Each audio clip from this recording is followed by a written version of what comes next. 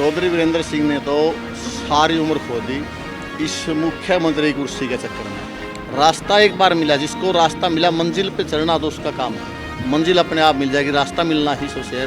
शिक्षा है हमारे पास, सबसे फोकस तो ज़्यादा शिक्षा पे है, उसके बाद स्वास्थ्य पे है। जहाँ पानी बचाने की बात हो वहाँ तो कोई ध्यान नहीं है, वहाँ तो पैसे खाने की बात आएगी। 2014 से पहले तो लोग भी यही कहते थे कि भाई हुड्डा ने रोहतक का विकास कराया है और हुड्डा ने इस साइड पे देखा ही नहीं। हमारा तो मानना यह है, एक पेंशन छोड़ो, पेंशन बिल्कुल खत्म।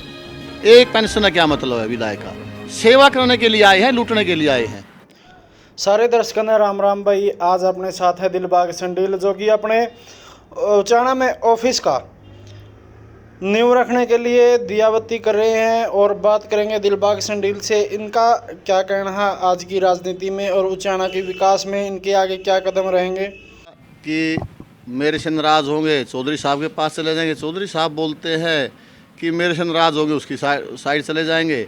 बारी हमारी रहनी है, एक बार वो एक बार वो, मतलब इनका अदले बदले खेल ये चला हुआ है और लोग इससे तंग आके इनसे छुटकारा पाना चाहते हैं।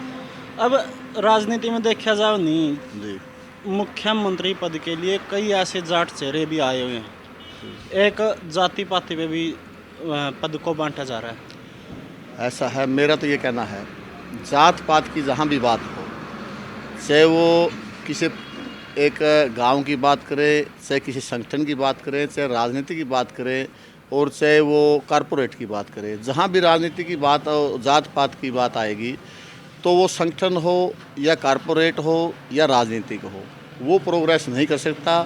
और राजनीतिक बांटने वाले लोग जो हैं वो ठीक है, किसी कुछ टाइम के लिए अपना स्वार्थ हासिल कर सकते हैं, अन्यथा वो लॉन्ग टाइम के लिए कामयाब नहीं हो सकते। मेरा तो ये कहना है।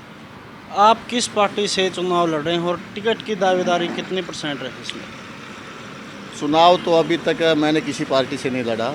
और बात रही टिकट की दावेदारी की, अपना तो मानना ये है, आप नेक नीयत से, ईमानदारी से, निष्ठा से और बिना किसी लालच के जनता में रह के काम करें, वो बात।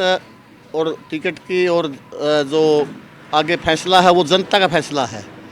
ये मैं तो ये कहना चाहूँगा, हम ज़्यादा एक किसी भूख में नहीं है, कोई ज़्यादा इस लालच में नहीं है कि भाई टिकट हमने मिलनी है, ये होगा वो होगा। हमारा तो सिर्फ एक ही मकसद है, निस्वार्थ लोगों की सेवा करें, लोगों के बीच में रहें। टिकट तो लोगों ने देना है, इससे बड़ी लोगों जो जनता की टिकट है, इससे बड़ी टिकट कोई है नहीं। पिछले चुनाव में हमने देखा था कि भाई जो धर्म के नाम पे लड़ा के लोगों को हिंदू मुस्लिम करके इलेक्शन जीते गए थे।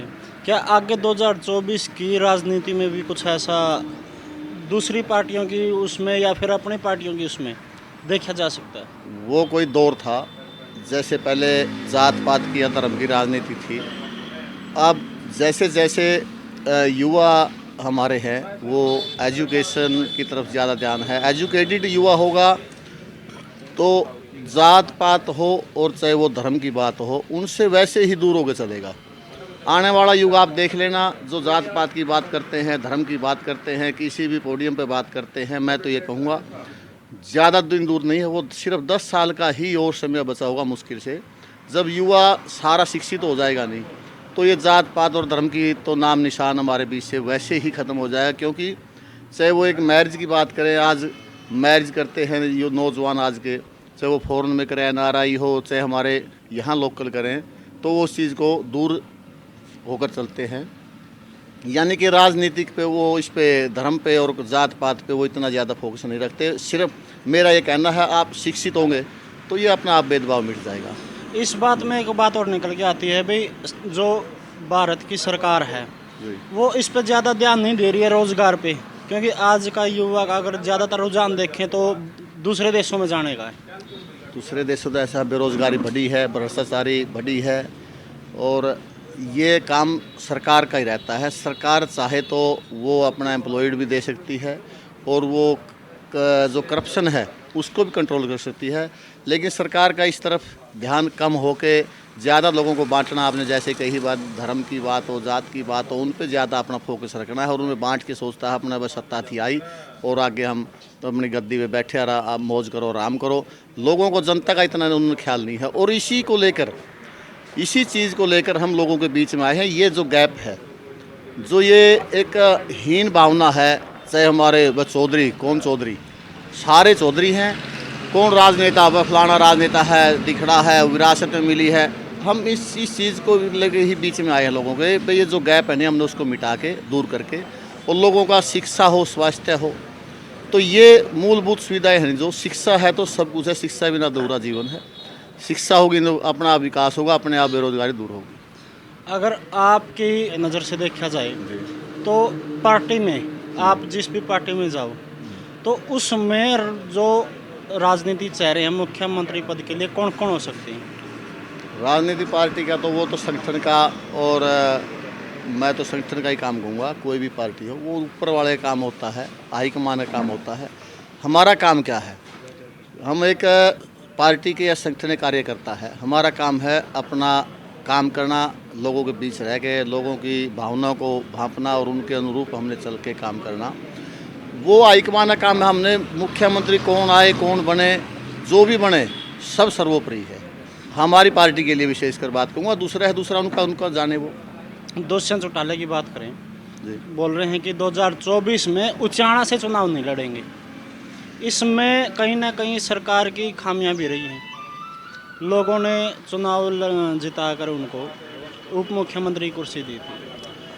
दुष्यंत चौटाला जी कह रहे हैं क्या? हाँ, वो उचाणा से हाँ, चुनाव नहीं उचाणा लड़ेंगे? से चुनाव नहीं लड़ेंगे। उनको अभी दुष्यंत ने कहा है कुछ दिन रुको, ज्यों तो इलेक्शन नज़दीक आएगा। चौधरी साहब भी ये कहने वाले हैं कि हम भी कहीं अपना जगह बदल के दूसरा अपना ठिकाना देखेंगे। जैसे बरसात के दिनों में ये जो अपने कुछ ऐसे है ना, जहाँ बाढ़ का एरिया है, पक्षी पशु वो छोड़ के दूसरी जगह नहीं अपना प्रवेश कर जाए हैं। इसी प्रकार चौधरी साहब भी आप देख लेना, अपना ये उचाणा हल्का छोड़ के दूसरा कोई सुरक्षित जगह देखेंगे, मैं वहाँ सेफ हूँ और वहाँ से इलेक्शन लड़के हम फिर गद्दासीन हो।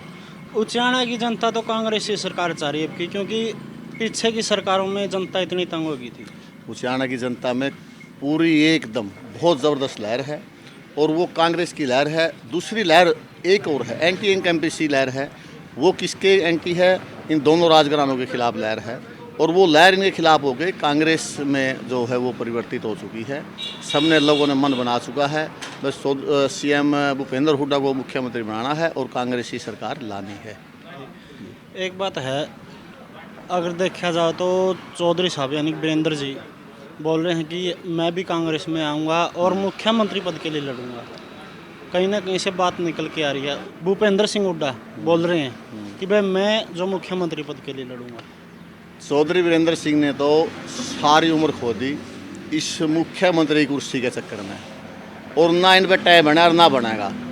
जोड़ी वो कह रहे हैं जोड़ी जल जाएगी, बोले बंट न्यू की नहीं रहेगा। इनका तो बंट रह गया, और ये किसके मुख्यमंत्री बनेंगे? ये तो वैसे ही अपना एक्सपायरी डेट पे है।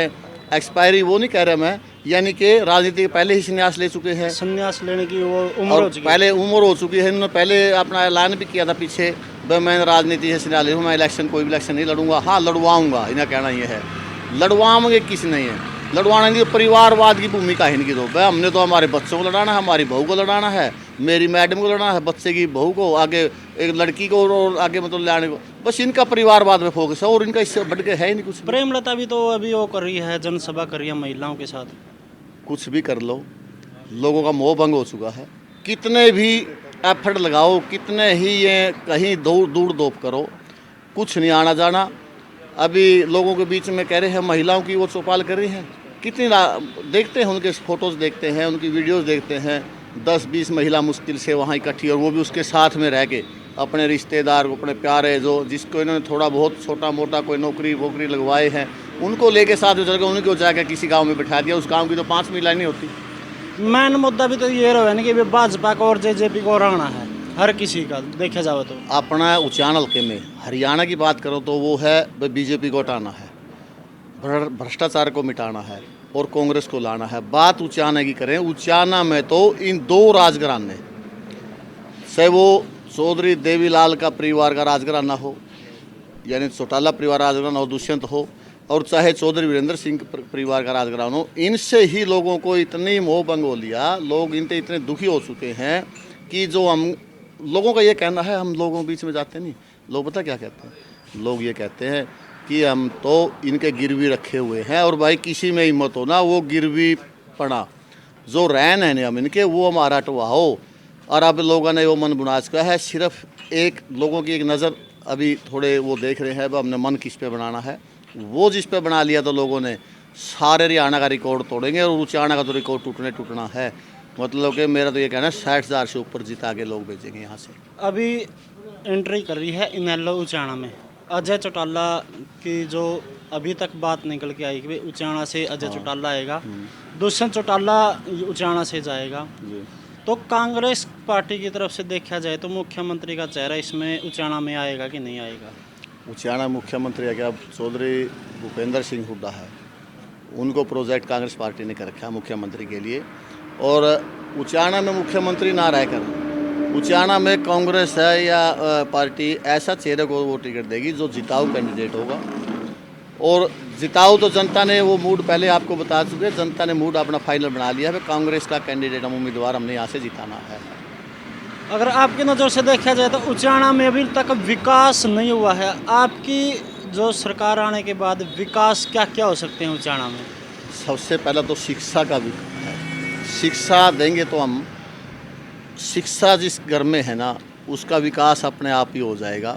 रास्ता एक बार मिला, जिसको रास्ता मिला मंजिल पे चढ़ना तो उसका काम है, मंजिल अपने आप मिल जाएगी, रास्ता मिलना ही सबसे है। शिक्षा है हमारे पास, सबसे फोकस तो ज़्यादा शिक्षा पे है, उसके बाद स्वास्थ्य पे है। देखिए जैसे हमारी ये अभी सामने रोड पे देखो 4 लेडीज़ हैं, हाथ में क्या उनके कागजात हैं, हाथ में बैग है। अभी ये तहसील में जाएंगी, वहाँ किसी एसडीएम ने मिलना नहीं, तहसीलदार ने मिलना नहीं, मिलेंगे तो इनके कागज़ों को इधर उधर फेंक के मारेंगे, कहीं पैसे की डिमांड करेंगे। आप साथ में जाके देख लेना। और ये अपनी आँखों से और अपने मैंने पास में जाके देखा है, तहसील में इंतकाल का काम हो, रजिस्ट्री का काम हो, भ्रष्टाचार चरम सीमा पे है। और हमारा तो ये है शिक्षा के साथ स्वास्थ्य है, और फिर लोगों को जैसे चक्कर ना काटने पड़े, लोगों को सेवा है ना उनके द्वार पे, उनके घर पे। हमारा तो ये मानना है किसी साथी का आज भी, और हम इस टाइम तो हम कोई ये नहीं सत्ता में नहीं है, ना हम पहले रहे ना आज हैं, अपना तो नेचर ये है। अब फ़ोन पे किसी साथी का ये हो काम फ़ोन पे चलता तो उसको फ़ोन पे सोल्व करो, फ़ोन पे ना चलना का हो उसको नीर नज़दीक उसके एरिए में, अपने एरिए में जहाँ नज़दीक हो उसको वहाँ बुला के हाँ वहाँ आना और आपका काम होगा। और दूसरा ट्रांसपोर्ट की इतनी व्यवस्था ख़राब है, बच्चे 2-2 घंटे आने में, 2 घंटे जाने में लटक के। कल की बात बताऊं, हमारे गांव का एक नौजवान लड़का करीब 18 साल की उम्र, वो +2 के अभी पेपर दिए थे उसने और बाहर जाने की तैयारी दी। परसों उसका क्या हुआ, बस में इतनी रश था, वो खिड़की में खड़ा था, बस में जंप आया, जैसे बस वाले ने कट मारा और वो खिड़की से गिर के पिछले नीचे टायरों को आके और वो एक्सपायर हो गया। उस घर पे क्या बीतेगी, उसके माँ बाप पे क्या बीतेगी? मेरा ये कहना है ऐसी व्यवस्था हो, बच्चों को कोई खिड़की में ना लटकना पड़े, हर गांव में ऐसी व्यवस्था हो ट्रांसपोर्ट की, चाहे कोई भी बच्चा स्कूल जाने वाला है, कोई चाहे वो हॉस्पिटल जाने वाला मरीज़ हो, उनके लिए हर 10 मिनट में या 15 मिनट में कोई भीड़ का सामना नहीं करना पड़े, उनको ट्रांसपोर्ट सुविधा उपलब्ध होनी चाहिए। जो उचाना में कॉलेज तो बने हुए हैं, लेकिन यहाँ पे तो धरने पे सामने किसान बैठे हैं अपने सामने। यहाँ पे किसानों का कहना भी ये एक पैसे कमाने का अड्डा बना रखा है। किसानों का सब दुखी है, किसान नहीं हर वर्ग कहता ही है, पैसे कमाने का अड्डा बना लिया। दूसरा क्या है, अभी चाहे वो बिजली कनेक्शन की बात हो, लोगों ने 1-1 साल से 2-2 साल से 3-3 साल से बिजली कनेक्शन में पैसे भर के हैं। सरकार का ध्यान है, ठीक है पानी बचाओ, हम भी उस पक्ष में है, पानी बचाओ, लेकिन पानी जहाँ पानी बचाने की बात हो वहाँ तो कोई ध्यान नहीं है, वहाँ तो पैसे खाने की बात आएगी। बस सरकार इनको जिसके पैसे जमा करवाए, बिजली की सिक्योरिटी जमा करवा ली, उनको जल्दी सी वो कनेक्शन दे के सरकार की कमाई का साधन क्यों नहीं करे और उनका छुटकारा क्यों नहीं पाए भ्रष्टाचार से? अभी तो सरकार बोल रही है कि भाई बिजली कनेक्शन जो अब नए भरे जाने हैं वो बंद करके किसान को सोलर कनेक्शन दिए जाए। इनका तो ध्यान सिर्फ बंद करने का, चाहे नौकरी की बात हो, चाहे प्राइवेटाइजेशन करना हो, सरकारी काम को बंद करके, चाहे स्कूल की बंद की बात हो और चाहे कनेक्शन की बात हो, मतलब इनका काम है सिर्फ बंद करना। बंद करने पे ज़्यादा जोर है, अब हम प्राइवेट करके और हमारे ऊपर किसी तरह का बोझ ना पड़े। सरकार का तो ये है, सरकार का ये नहीं है कि हम रोज़गार दें, सरकार का ये नहीं है कि किसान को खुशहाल करें, सरकार का ये नहीं है कि हम उनको रोज़गार दें, सरकार का ये नहीं है कि गरीब आदमी की हम मदद करें। तो ऐसा इनकी मंशा ही नहीं है। मेन मकसद भी आपका क्या था भाई राजनीति में आने का? मैंने बताया आपका मकसद मेन ये है, जैसे हमने भी चाहे वो तहसील की चक्कर की बात हो, चाहे डीसी ऑफिस की बात हो, चाहे थाने की बात हो, भ्रष्टाचार का मामला है जो, और उसके अंदर से हम गुजरे हैं। चाहे बिजली घर की बात हो, किसी भी डिपार्टमेंट में जाओ, उसमें कि पैसे का खेल है नहीं, ये हमारी समझ से बाहर है। भाई पैसा ना लगे किसी का, ये तो जड़ से ख़त्म हो। लेन देन जो इलाइजिंग चलती है, अंडर टेबल चलती है, ये लेन देन बिल्कुल बंद हो, भ्रष्टाचार बिना काम बने, हमारा मकसद ये है। और पब्लिक, दुखी पब्लिक, जैसे कि यहाँ किसी साथी को काम हुआ, आज हमारे बीच में कौन है, हमारे यहाँ से विधायक Dushyant Chautala, CM deputy CM है। किसी साथी को, किसी भी आदमी को, आम आदमी को काम हुआ ऑफिशियल, उसको पहले तो ये नहीं पता हमारा विधायक कहाँ मिलेगा, चाहे हमारे सांसद महोदय है, चाहे हमारे बीच में पहले मंत्री साहब रहे हैं वीरेंद्र सिंह, ये नहीं पता हमारा मंत्री जी, हमारे जो प्रतिनिधि है वो मिले कहाँ। फिर इधर उधर से कहीं से पता किया, वहाँ मिलेंगे कहाँ, दिल्ली। दूसरी पता किया चंडीगढ़ मिलेंगे, या मिलेंगे सिरसा मिलेंगे। एक गरीब आदमी आप जैसे को लेके, मेरे जैसे को लेके साथ में लेके जाएगा, 5,000 रुपये उसके, 2,000 रुपये गाड़ी वाला लेगा, सारा दिन फिर वहाँ बैठना, और क्या पता शाम ने कह देना साहब नहीं मिलेंगे, मीटिंग में व्यस्त हैं, इनके पास टाइम नहीं है। हमारा मकसद आने का ये है, लोगों के बीच में रहो और उनकी समस्या यहाँ सुने और उनका सोल्व करें, ये मकसद है। 2014 से पहले तो लोग भी यही कहते थे कि भाई हुड्डा ने रोहतक का विकास कराया है, और हुड्डा ने इस साइड पे देखा ही नहीं। हुड्डा साहब का कसूर नहीं मानता मैं उसमें। हमारे चौधरी साहब, पहली जो हुड्डा साहब की पहला जो फर्स्ट फेज था, उसमें क्या रहा, वित्त मंत्री थे चौधरी वीरेंद्र सिंह, थे ना थे? हाँ जी, वित्त मंत्री थे। किसका कसूर मानेंगे? सीएम के बाद तो वित्त मंत्री का नंबर आएगा, काम करवाने वाला भी तो हो। कल को जनता ने सपोज करो आपको एक विधायक बनाया, आप में हिम्मत नहीं होगी तो सीएम क्या करेगा?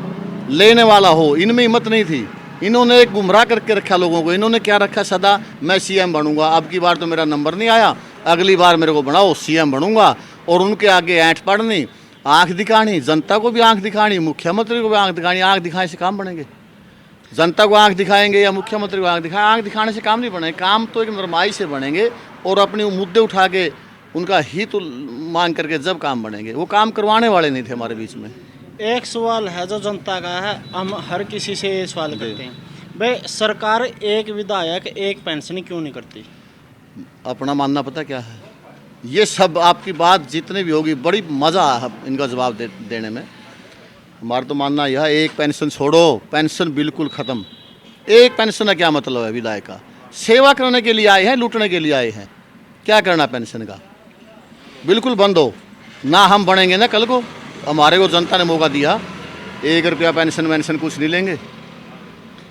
कांग्रेस ने अभी इसके लिए कहा भी था, हाँ। कई विधायक थे जिन्होंने इसका समर्थन भी किया था, हाँ। जिसमें से 2 विधायक हैं जो संसद में बैठते हैं, उनके मेरे को नाम याद नहीं है, उन्होंने अपनी पेंशन छोड़ी भी है। हाँ। लेकिन जो भाजपा ने इसका विरोध किया था। भाजपा ने विरोध किया हो ना किया हो, हम तो अपनी बात बता सकते हैं। अपने आप को सुधार लो, सब सुधर जाएगा। हम तो अपनी बात करते हैं, कभी मौका आया आप देख लेना, जिंदे बसते रहेंगे।